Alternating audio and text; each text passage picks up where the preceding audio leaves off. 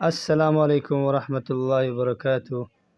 محترم سامعین، تمام قسم کی جائز مراد پوری کرنے کے لیے اسکرین میں جو آیت نظر آ رہی ہے، اس آیت کو روزانہ عشاء کی نماز کے بعد 100 مرتبہ 40 دن تک پڑھنا ہے۔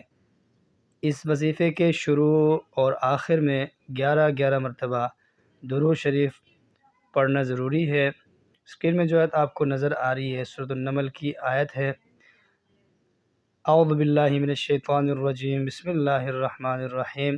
امن یجیب المضطر اذا دعاہ ویکشف السوء۔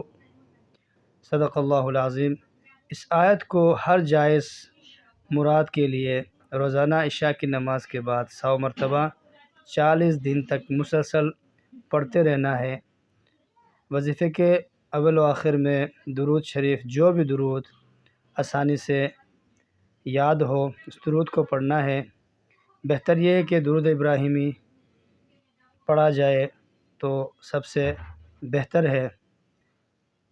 جزاک اللہ خیر۔